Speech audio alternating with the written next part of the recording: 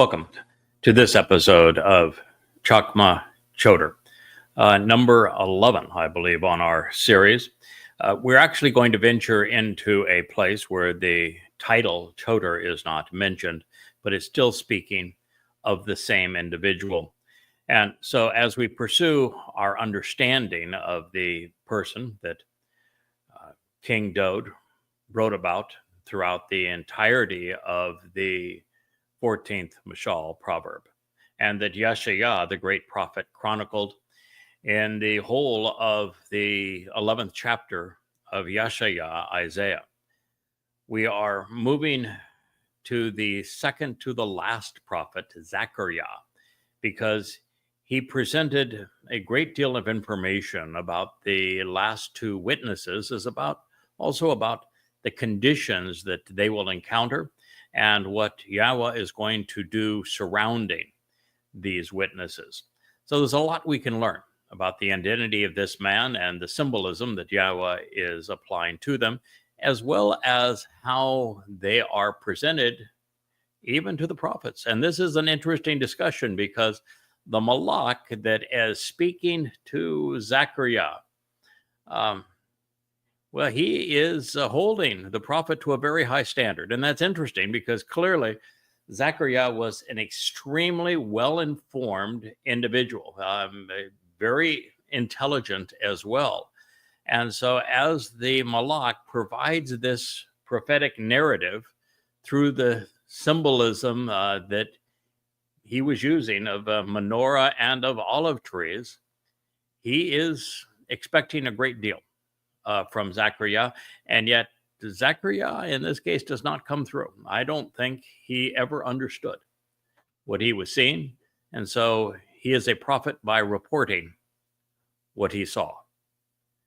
And the Malach was actually serving as the one providing the information to him, at least explaining it to him. And since Yahweh had already introduced the Choter, he would have introduced him twice prior to this. Zechariah was probably written right around 500-ish BCE, and Dode introduced the Choter around 1000 BCE, and then Yeshayah wrote about him around 750 BCE. So a lot of time had gone by, and those texts were available to read. So his role was known. His name had been revealed as Yada through Yeshayah and through Dode. And the spiritual messenger thought that Zechariah would have realized that while the first witness was Eliah, that the Choter, Yada, was represented by the olive tree on the sunset side of the menorah. As is Yahweh's style, the Malach representing him answered Zechariah indirectly, providing him with the information that he would need and could use actually to make the connections necessary to comprehend. It's the way that Yahweh likes to communicate with us. He wants to, he's like the greatest of the teachers. If you go to a class and the professor just stands up there and said, the answer to the first question is X, the answer to the second question is Y, actually the third question is Z, and you have a nice life. Oh boy, that was fun. You write it down, you regurgitate it, but you've learned nothing. And that's not the way that Yahweh teaches, and therefore not the way the Malach came across. Yahweh likes to say, here's the picture that we're going to talk about. I'm going to begin this narrative, and in this narrative, I'm going to give you lots of interesting symbols and clues, and I'm going to present it to you as a whodunit. And it's your job to take these clues and to figure out how they fit together so that you can come to the right conclusion. Because when you do that, you've used your brain, you've engaged in the process, you've come to understand all of the environment, and it's just a much more satisfying experience. And that's the way that Yahweh likes to communicate. And plus the fact he's trying to put together a filter, if you will. If you're just too busy doing other stuff, that all you want is the answer, you haven't any interest in understanding who the players are or how they are interconnected, then I would just as soon not have you muck up eternity with the rest of us who are inquisitive and willing to invest the time. So with this in mind, we're going to examine Zechariah 4:4-6. It reads, "So then I responded by saying to the spiritual messenger, the Malach, who had spoken to me to ask, 'Why are these here?'" Zechariah, which means memorable man of Yah, Zechariah 4:4. "And the heavenly representative who had spoken with me answered, and he said to me, 'Why do you not know Yada? Or understand why are you unaware of what is being revealed to you so that you can appreciate and acknowledge what these things represent?'" Now, that's just not the way that most people perceive a messenger on behalf of God would interact with somebody who is tasked with conveying the prophetic testimony of God, is it? You would expect, if you don't know Yahowah very well, you'd expect Yahowah to blather out something. This is my position on religion. I hate religion. This is my position on the covenant relationship. I love the covenant relationship. Just bellow that out and we'll be fine. That's not the way God likes to work.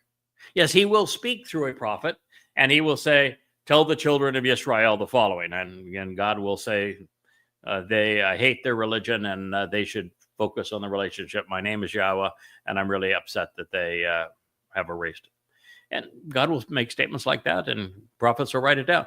But what Yahowah is most interested in when he communicates through a prophet is for that prophet not only to comprehend what he is seeing, a few times it's women, which she are seeing, but to not only comprehend it, but to also empathize with Yahowah, so that there's a level of human passion that's conveyed in it. You see, when Jews told Yahowah that they never wanted to see him or hear from him again, then Yahowah was tasked with the responsibility of communicating through humans. He'd pick people and he would communicate through them as opposed to directly to his people. And for God, there were a couple of advantages, maybe three significant advantages of doing this. One is that he's not so intimidating, so overpowering that he cannot be denied. This gives us the choice to either accept him or reject him, to listen to him or to ignore him. And that's important when you have the kind of covenant relationship that Yahweh has established. So he makes himself more easily rejected, if you will, by speaking through us as people, which is how he wants it. He's going to give you the information through people, and you get to choose whether or not you want to listen to him or not. The second advantage is that his people weren't very nice.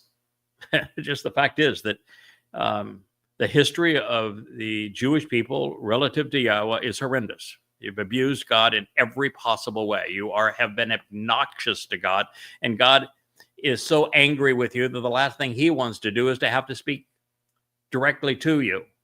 And the more that he can avoid the mass of you because you're so goddamn religious, the better for him. So it makes God happier. He doesn't have to contend with you and your irritability on a regular basis. I'm just telling you the truth. That's not my interpretation. That's a fact. And the third reason is that we humans offer something that God does not have: a human filter. God's not a man. God's God. Men are men. And so when I speak to you about God, I can filter what I have learned about God through the human experience. I can tell you how I have come to know and understand Yahowah and how I relate to him and what he is trying to convey to us in a way that we humans can relate to and that a human can understand, because I've come to understand it. And so that's why it's so much better for God to communicate with the prophet, as he is doing here with Zechariah, by saying, why don't you understand this? I've laid it all out for you. You've had the access to the other prophets. You should be able to put these pieces together. And then when you put them together, you ought to be able to comprehend and share exactly what you're witnessing. I did. Now, I had an advantage that Zechariah didn't have, maybe several advantages. One is the 7 spirits of YAHOWah, which is a lot better than just having a malach speak to you. Huge advantage. The other is that I've had now 24 years to devote myself to studying this, so that I understand the entire picture and how all the pieces fit together. And more than anyone in human history, I've come to understand exactly who YAHOWah is and precisely what he is offering, what he expects in return, and how he has worked through his beloved son Dode to deliver the benefits. But nonetheless, this is how God would most like to communicate with us. It takes more time, it takes more effort, but it's a whole lot more fun. So the heavenly representative who had spoken to me answered, and he said to me, why do you not know Yada or understand? And why are you unaware of what is being revealed, so that you can appreciate and acknowledge what these represent? Well, Zechariah said, I just do not, sir. He was honest. Sometimes an honest answer is not a good answer, but it's better than a dishonest answer.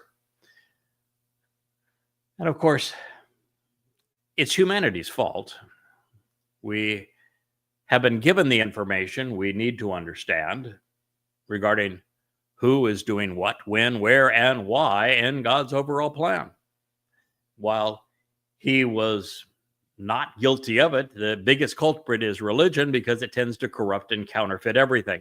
That was the first thing that all of us have to do if we're going to speak with YAHOWah and for YAHOWah. If we're going to even understand what YAHOWah is conveying, is we have to walk away from religion and politics. So the very fact that I expose and condemn rabbis and priests and imams and pastors and the like, and theologians, religious theologians, says that I'm on the right side of this equation, and I'm at least prepared to listen to YAHOWah and to be effective communicating to you.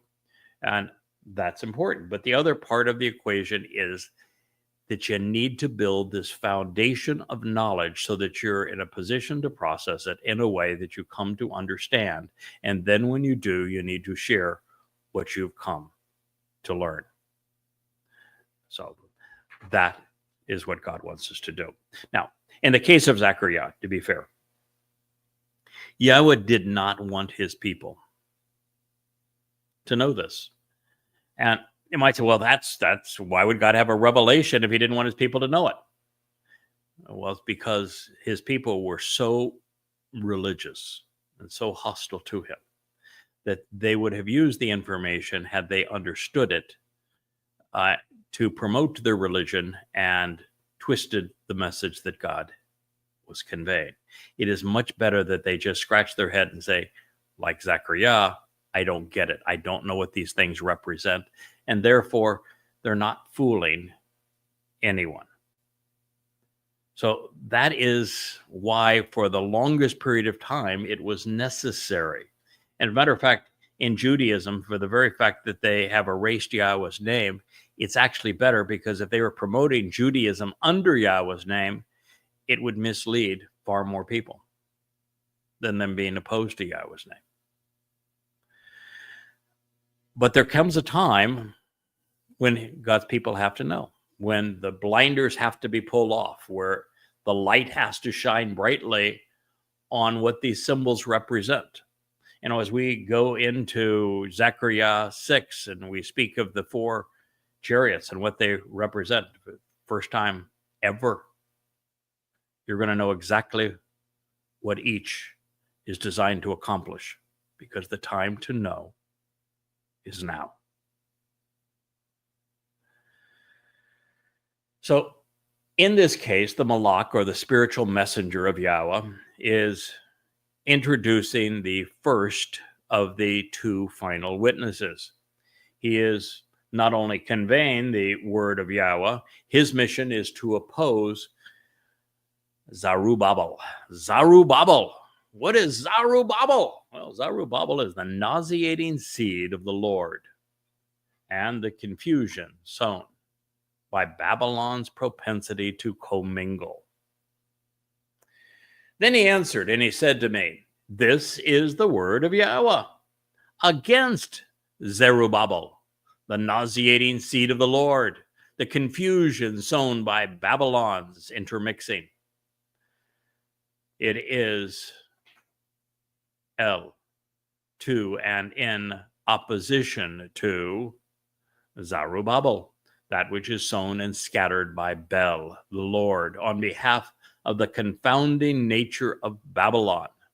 From Zerah, the seed sown and scattered, which is by and with Bel, the Lord, who is Satan, and his desire to rule over everyone out of Babylon, the first of the progression of beasts.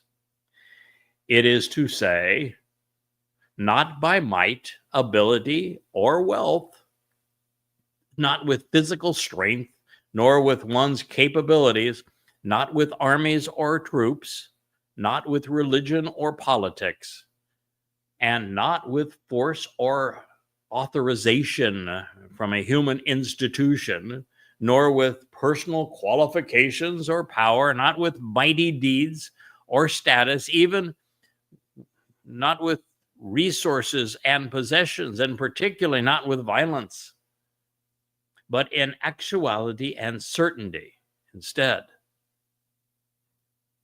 with my spirit, declares Yahweh, the vast array of spiritual messengers. Saba.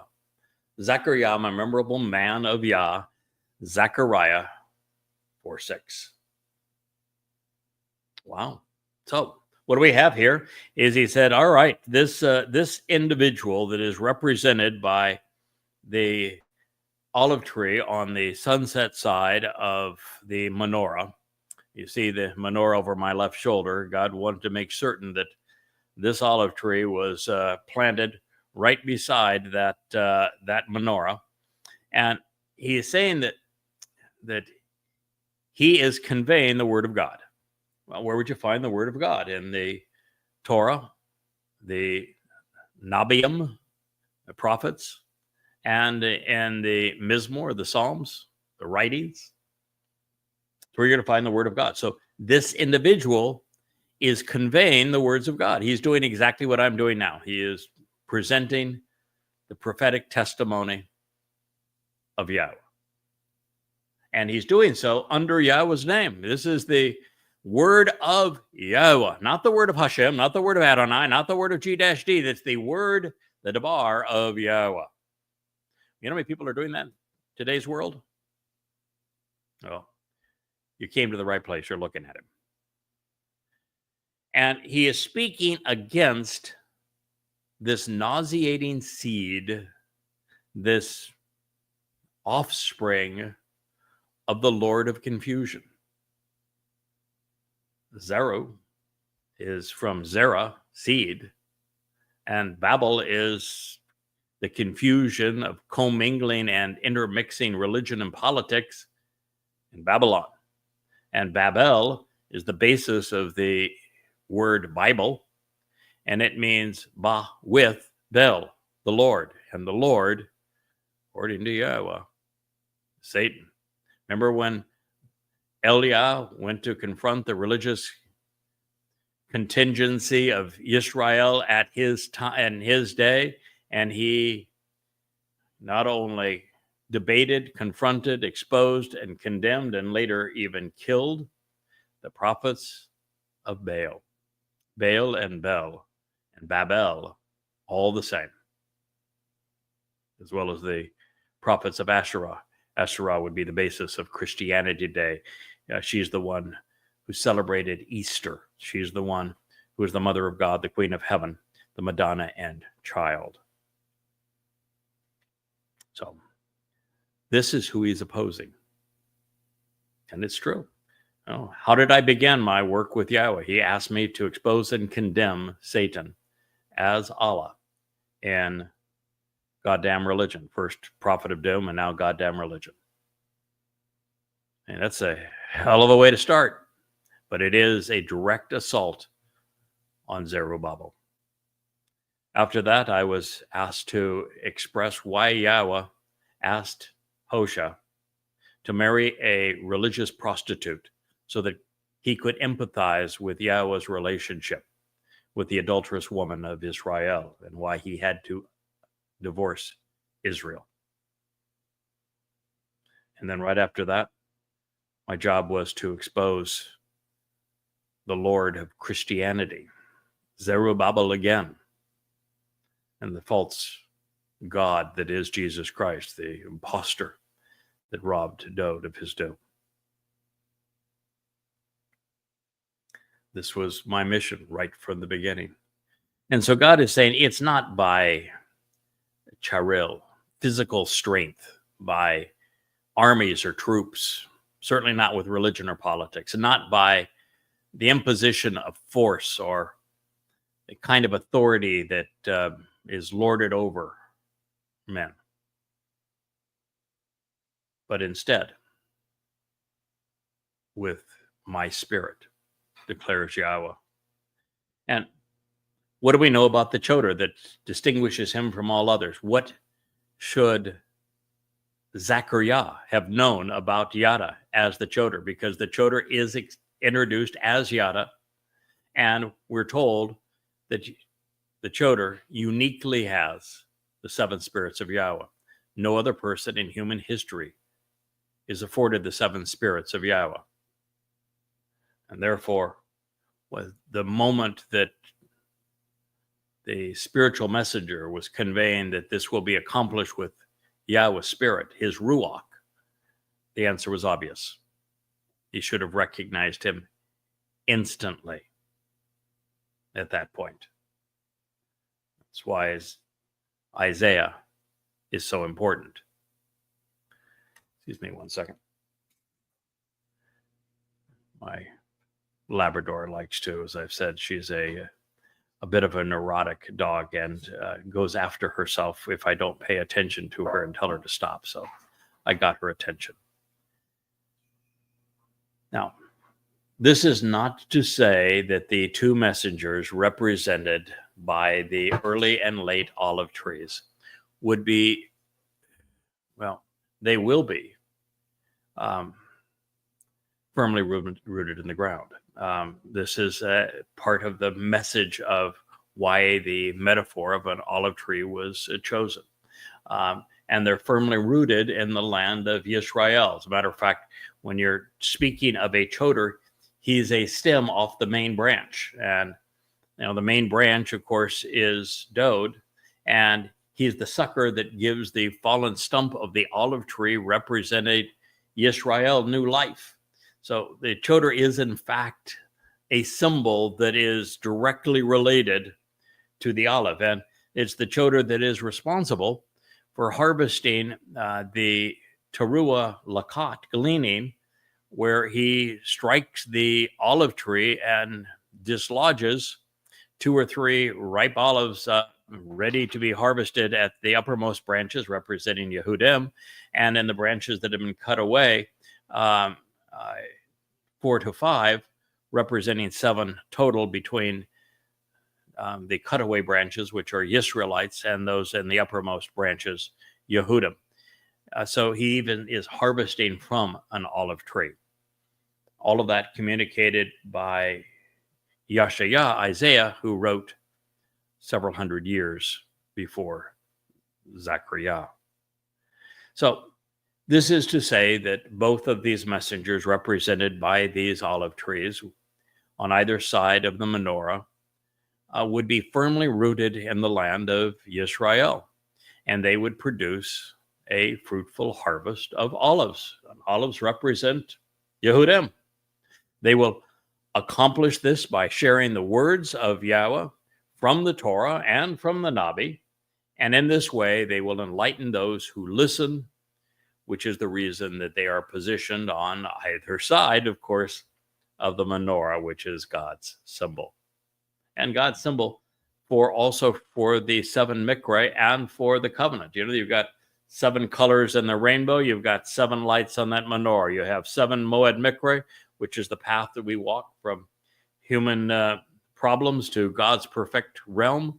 And that's why there are also 7 lights on that menorah. God's plan that plays out over the time from our expulsion from the garden to our reentry to the garden is 6 of those lights, with the 7th light being the 1,000 years that we get to celebrate Sukkah. That is God's ultimate luminary, his primary logo and symbol.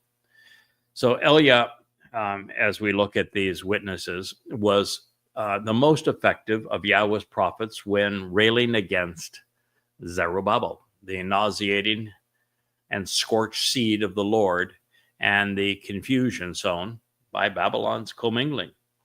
He brought the prophets of Baal, the Lord, and Asherah, the queen of heaven and the mother of God, down. He embarrassed them, and then just to show that God is incompatible with such religious people in his midst, he killed them. So, following in his footsteps and getting, 3 steps beyond, Yada would be the first person to write multiple volumes comparing the religious rubbish of Judaism, Christianity, and Islam to the Word of God, thereby slaying Israel's most vicious foes. And when it comes to felling religious threats, Elia and Yada are Yahweh's dynamic duo.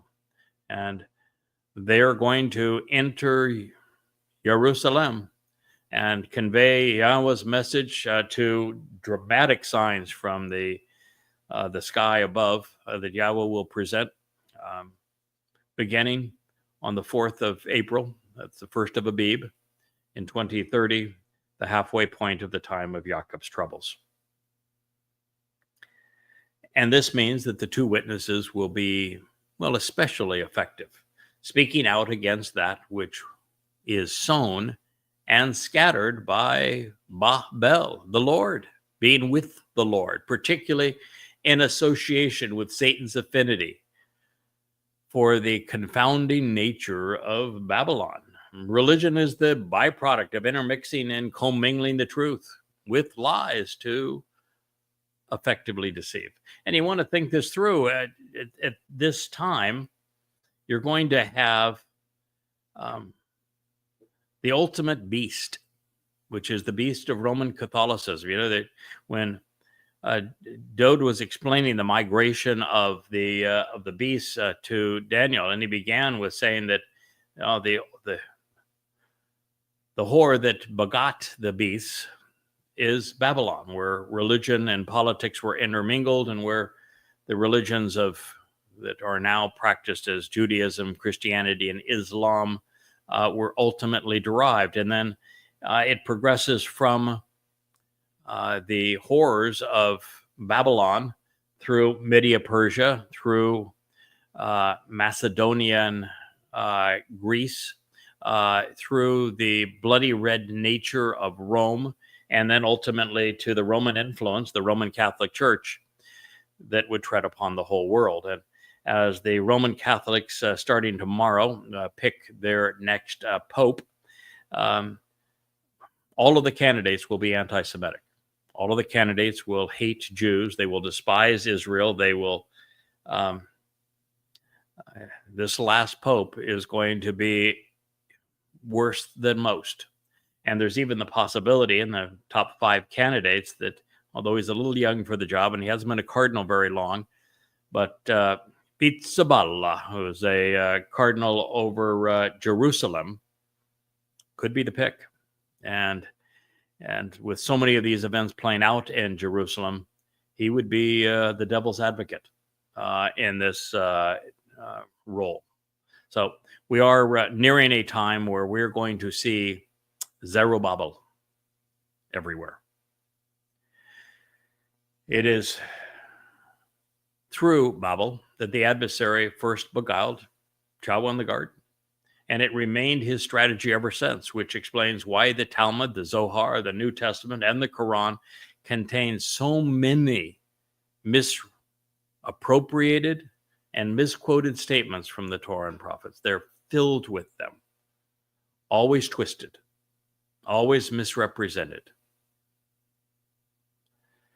When Zerubbabel, well, it is a name, and when considered for what it conveys, it addresses the seed of Babylon. Like everything else associated with Satan in Zerubbabel, there is a commingling of good and bad. On one hand, the word represents that which has been Zerah, sown, and scattered, Babel, by the Lord of Babylon. This is consistent with the realization that Yahowah will deploy the two witnesses to call his people home from Zerubbabel, Babylon.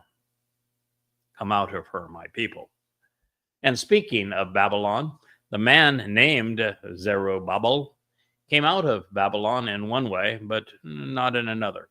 He was appointed not by Yahowah, but by Cyrus, the king of Babylon, to oversee Judea, upon the people's return from captivity.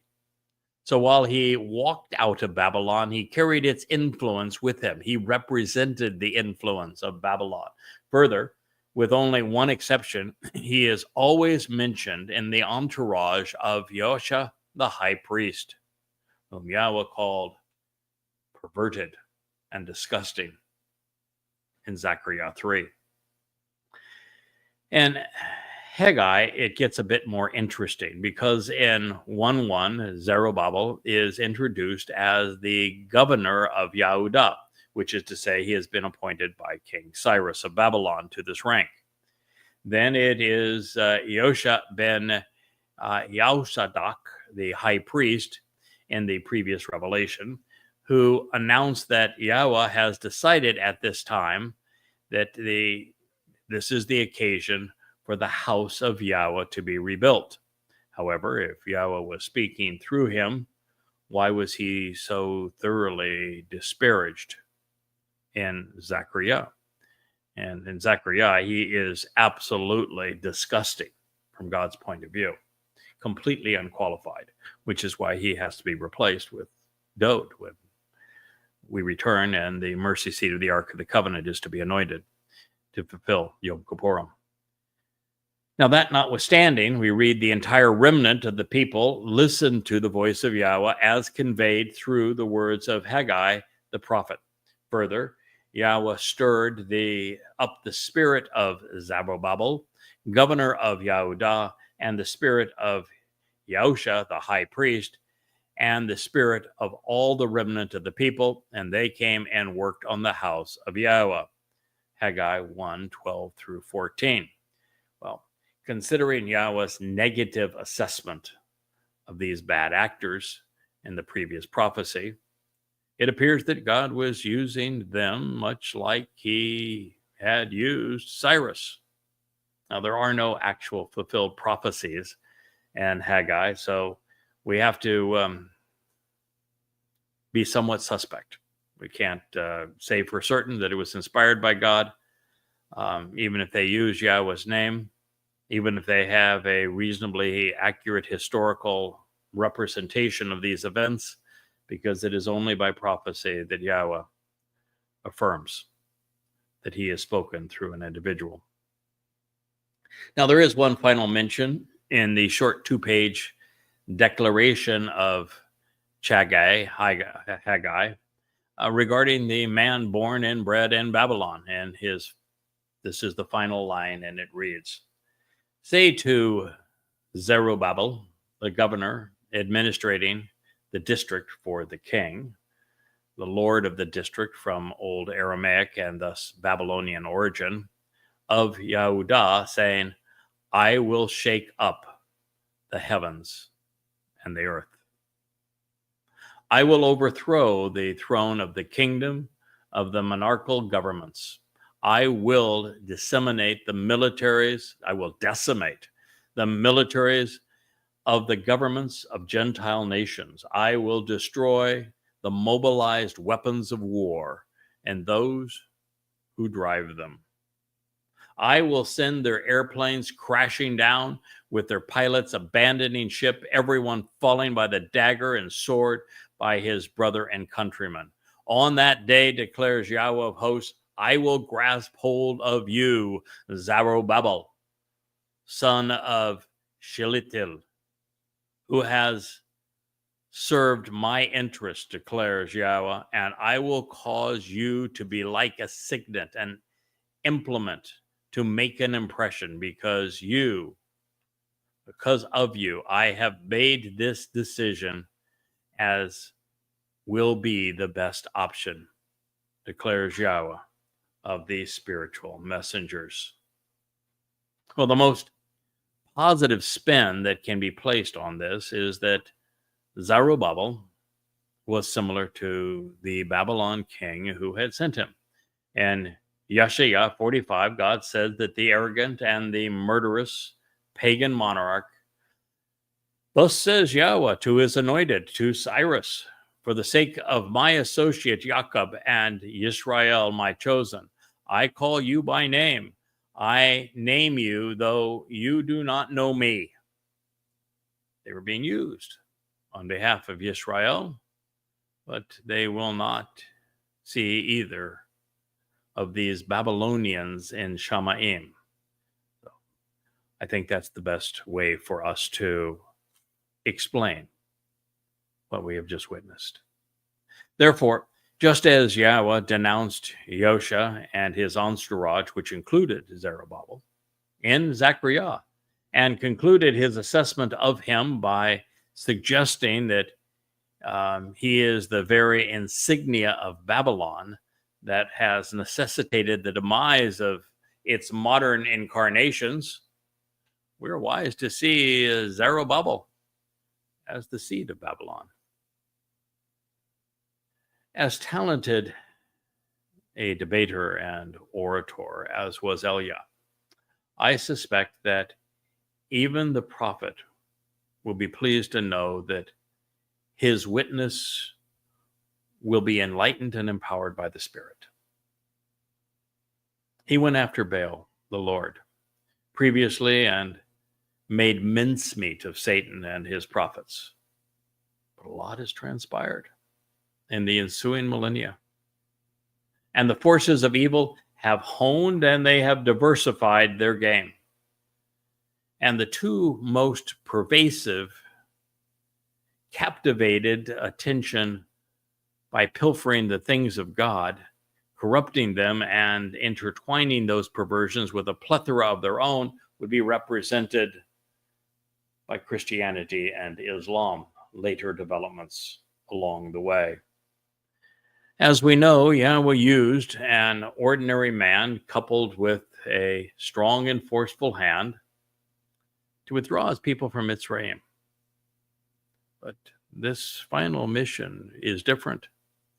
Babylon isn't so much a place of slavery, but a host of debilitating and integrated political and religious institutions and crippling beliefs.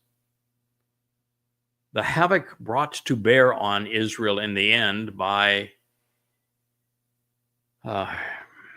these forces will be denounced by these individuals, both Elia and Yada, both alongside a menorah, operating under the sign of the menorah. Then when shouting is over, just as we read in the 14th Mashal, the foolish will die, as will those who, they will die so that those who are right will have the opportunity to live. They cannot be allowed to enter the millennial celebration of Sukkah, as it would destroy our return to Eden. That's a rough blow for many Israelis that have been beguiled into thinking that rabbis somehow speak for God, that there won't be a single practitioner of Judaism in Shamayim, or that will enter the millennial Shabat, and that their rabbis are going to find a far worse fate than having their souls annihilated at the end of this time, which is having your soul annihilated is not a reward nor a punishment. You just ceased to exist. But the rabbis who have made merchandise of men, they will suffer a far worse fate, as they will be dispatched to Sheol. Now, speaking to those who respect the might of nations and their militaries over the Spirit of God, authority figures over the inspiration that Yahweh has conveyed, the spiritual messenger asked the following question: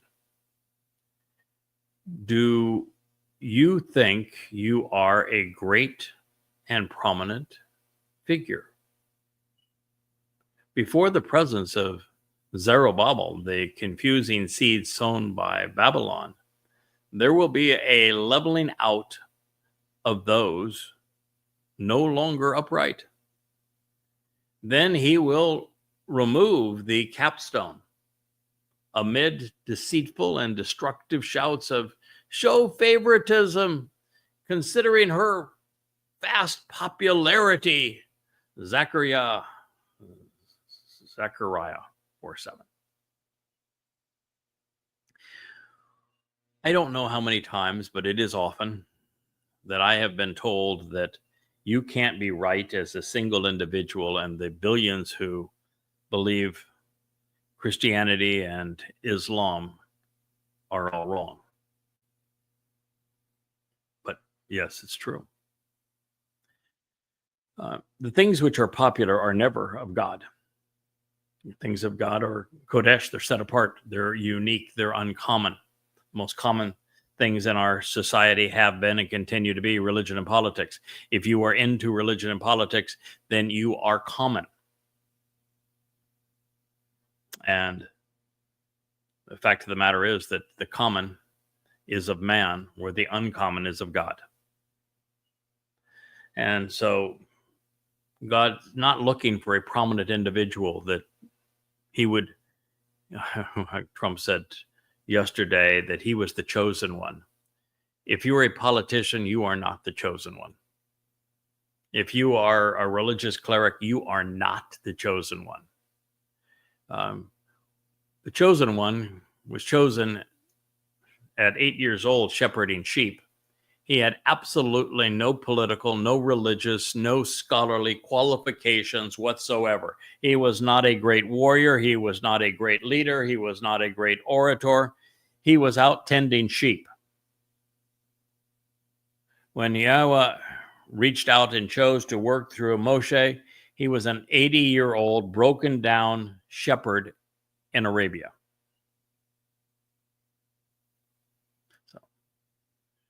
Don't be thinking that you're somebody important. And before the presence of Zerubbabel, the confusing seeds of Babylon, now there's going to be a great leveling of people. Those who bow down, who are no longer upright, will be judged. And then he's going to remove the capstone amid the deceitful and destructive shouts of, oh, please show favoritism considering her popularity. Oh, yeah, religions are all popular. So are political candidates. But not with God. Should this be political, religious, or geographic Babylon, there is a Capitol Hill in America. The Vatican, above all in Rome, and the claims to the Temple Mount are among Muslims. And so you can choose which one you think is being condemned here. They all believe that they hold the high ground and that their claims are lofty and important. Yeah, America thinks it has the right to run roughshod over the world. Muslims think the world is theirs to conquer. The Vatican thinks they already own it. Well, not so much in God's eyes, because he's going to level them all. It is what happens when a person who is standing against him dissolves, turning to goo. Those who have questioned what is agreeable and straightforward will be flatlined, reduced in dimensions so that they only exist in time. The capstone of Christianity, of course, is the New Testament. The cornerstone of Judaism is the Babylonian Talmud. For Americans, it is their claims of superiority and manifest destiny, the right to meddle in everyone's lives. For Muslims, it is Allahu Akbar, the absurd notion that Allah is greater, bigger, older, or more capable than the black stone of the Kaaba. Confronting what they may have come to represent with truth, the witnesses will reduce all of them to rubble. To consume the fruit of Babylon is to be confused. The result of intermixing the Lord's seeds with those conveyed by Yahweh. In the presence of Babel, men and women are misled. To be Babel with the Lord is to be estranged from Yah. Man's only hope is to come out of Babylon before it is too late.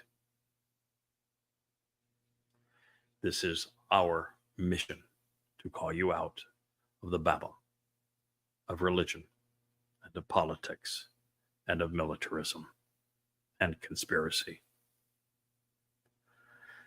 This leveling out is spoken of in the prophets. A voice calls out, if you'll recall, to make straightforward the approach to Yahweh. That is the Choter. The monoliths which have emerged out of Babylon will be toppled. The capstone will be removed. The edifice will fall. But even then, those who prefer lies to the truth, religion over a relationship with God, oh, they will cry bloody murder. To their last breath, there will be tashua, deceitful and destructive shouts, which are devastating and ruinous, worthless and falsified. Man's clamoring. You can almost hear the rabbis bellowing out their indignant response to God. How dare you? I'm so-and-so chief rabbi of such and such. How dare you question my credentials? Imagine Trump's response. The religious and political will say, show favoritism, considering our popularity.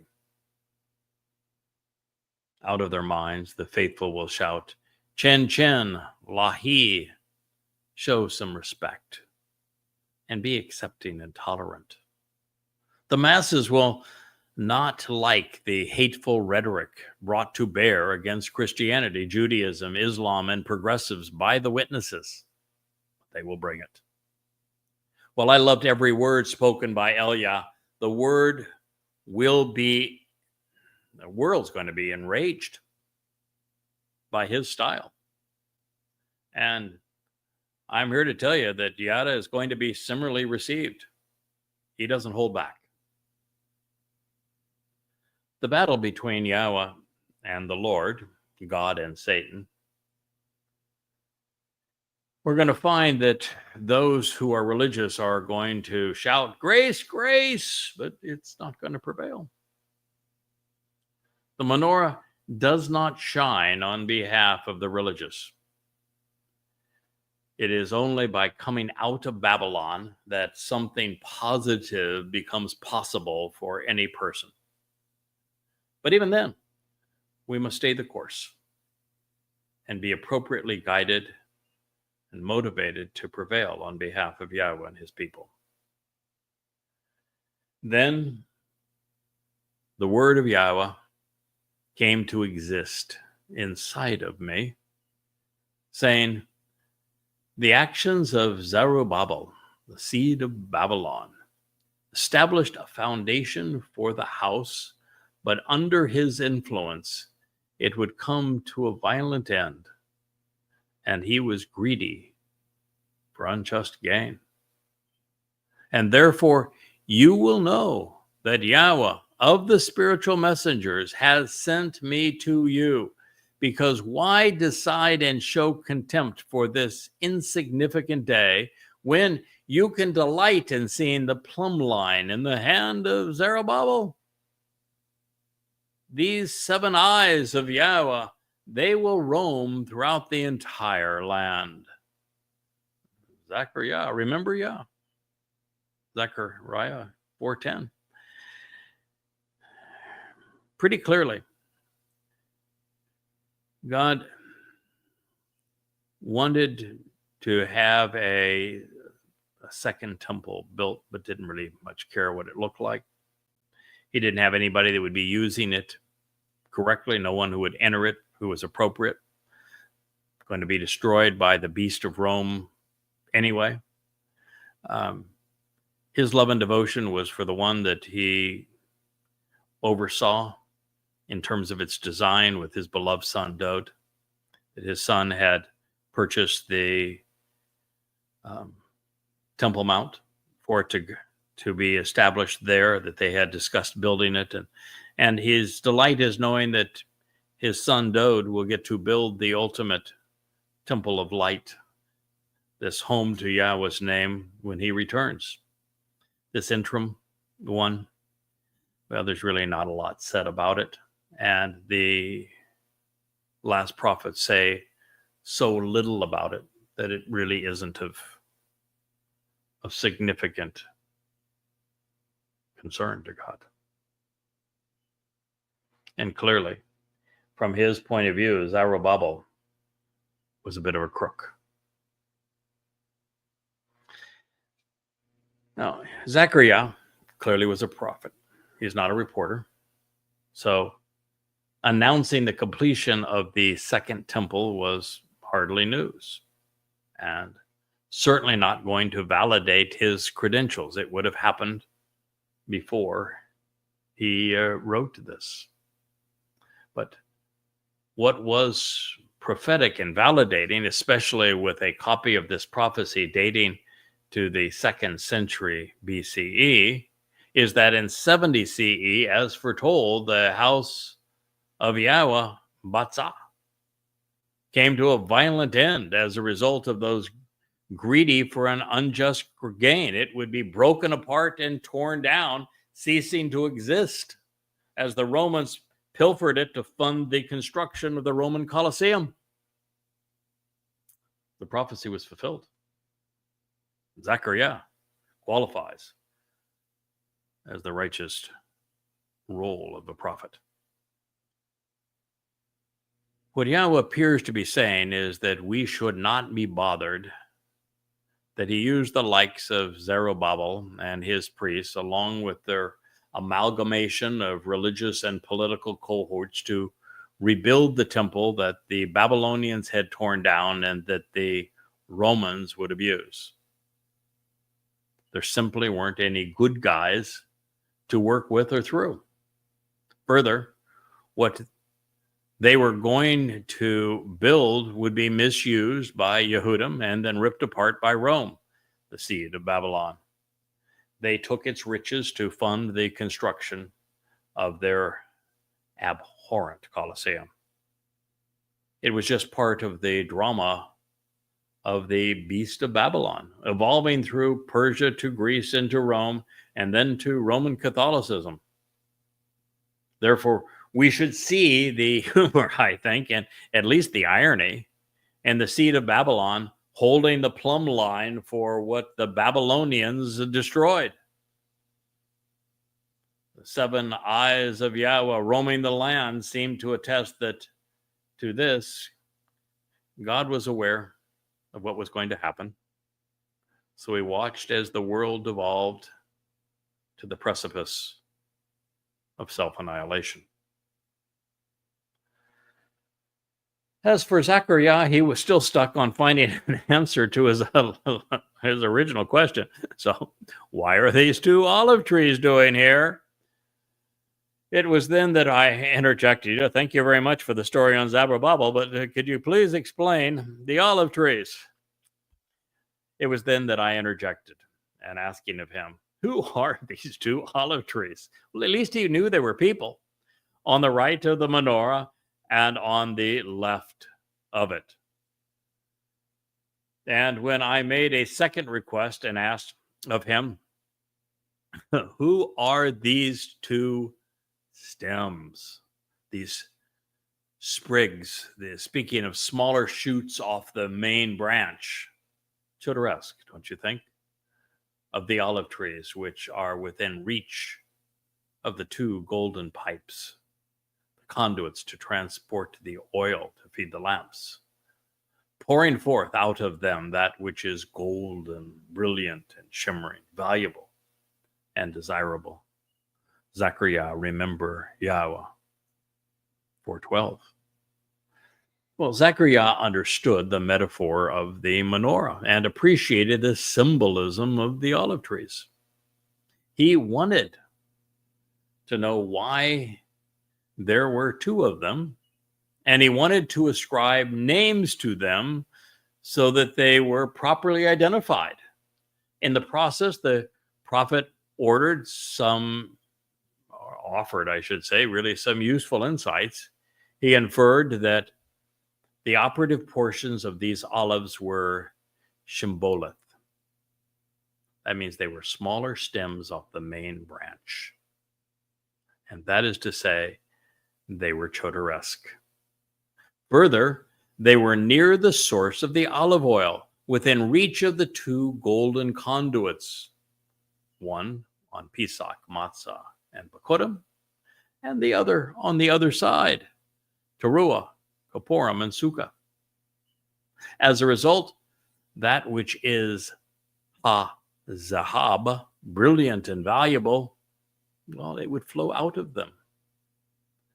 This is to say that the Spirit would inspire them to speak the word of Yahowah with competence and with authority. And so he replied to me by asking, even now, do you not know Yada and realize who these are? He expected him to know. And if he expected him to know, then there's enough evidence that has already been given to us to ascertain who they are. And therefore, God is challenging everyone all the way up to this day to come to the proper conclusion by putting the pieces together to deduce their identity. And so he replied to me by asking, even now, do you not know Yada and realize who these are? Again, I answered, no, sir. So he said, they are the two sons, the prodigy, the offspring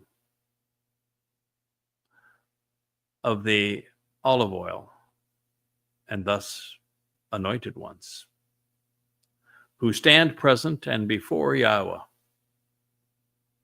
for everyone on earth. This will happen only one time. And it will happen for 3.5 years. Now, independently, Eliah served as a brilliant luminary for Yahowah in opposition to religion and politics in Israel. There was no more brilliant orator. And because Eliah was the single most effective of all of Yahowah's prophets in opposing the greatest villains of God, religion and politics in Israel, is why he was taken and he will be returned. Think of that, Israel. Because he was the most effective at opposing Israeli politics and religiosity, Judaism. He is the one who Yahweh removed from the earth so that he could bring back as one of these two witnesses. And the other is the man who is more outspoken, more knowledgeable about the false and anti-Semitic nature of the Abrahamic religions, Judaism, Christianity, and Islam. No one has ever written 13 tomes to expose and condemn them based upon comparing their own stupidity, using their words against them, and then comparing their words to the very words of God.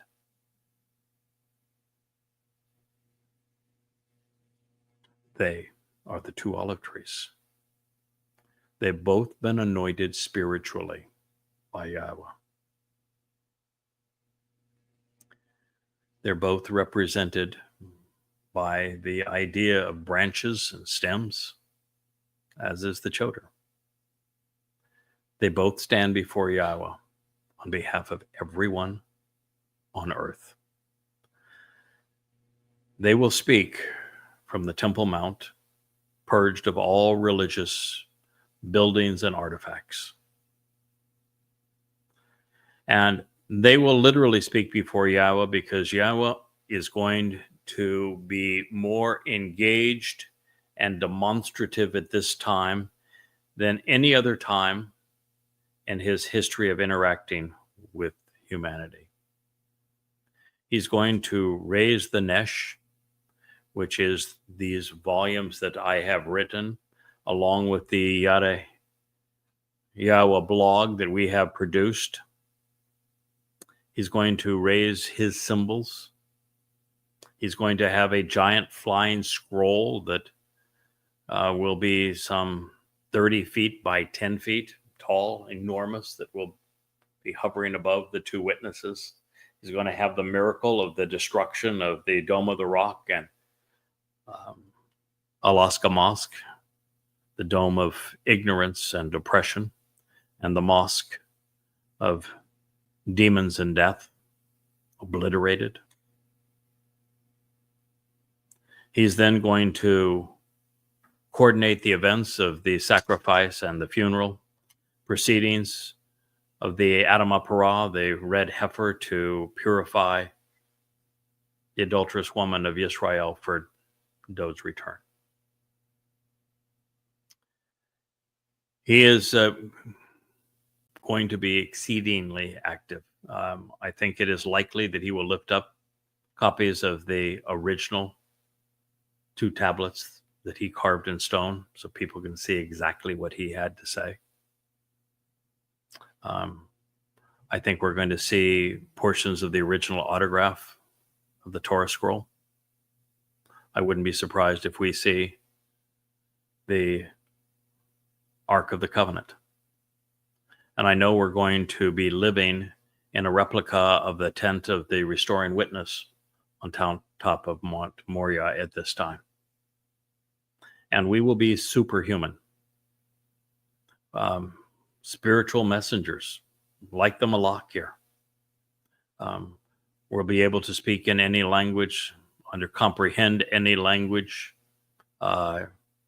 be miraculous in our dealings, and be completely and totally protected from all harm until such time as the Choter asks the Malach to stand down and makes himself susceptible to being attacked by the ultimate beast, the corporeal manifestation of Satan, who will be there present in Jerusalem at this time. But it is the first time that anyone spoke before the presence of Yahweh for everyone on earth. And make no mistake, while Jews know that Eliah is one of the two because it is presented in the last chapter of the last prophet, Malachi. There are 2 of them. And the other one was named in Zechariah 4. Is Yada.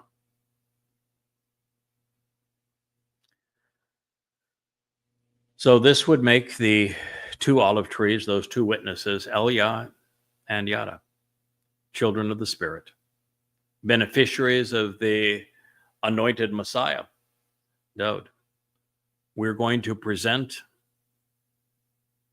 and be present, conveying the word of God, standing before Yahweh, serving as witnesses for everyone throughout the land and around the planet.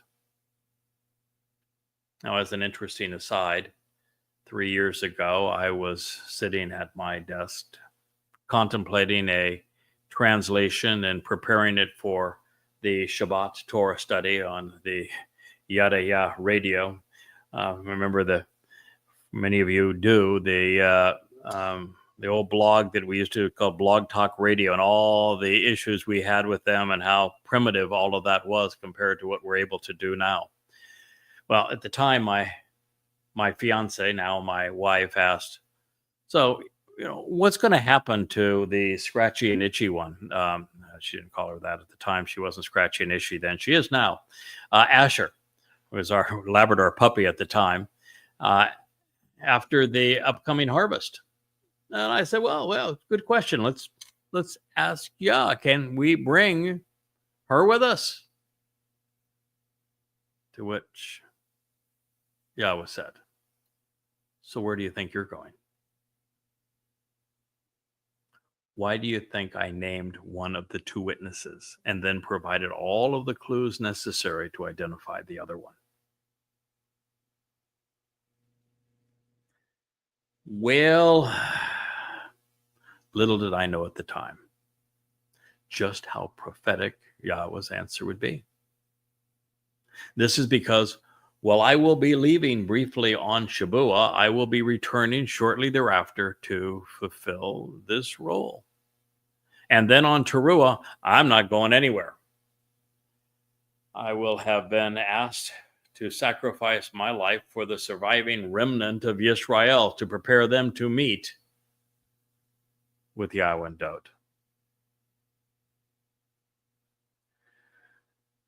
Well, as we transition into the next episode of the YAHOWAH blog, I would share with you that the years following 2026, and especially between 2030 and 2033, they're going to be horrific beyond our current comprehension as mankind evolves towards the abyss. At the end of it, there will be a light for some and eternal darkness for others. The decisions you make now, with the information that has been made available to you, will determine the outcome of your soul. So from one breath to the next, turning the page from the 4th to the 5th chapter of Zechariah, we go from the sons of the anointed standing before Yahweh, and I will share this with you and then we'll conclude this program. Then I turned and I lifted my eyes and I saw right there a flying scroll. He said to me, "What do you see?" I answered, "I see a flying scroll. Its length is 20 cubits, which is about 30 feet. And its width is 10 cubits. I think I said 10 earlier. It's 15 feet.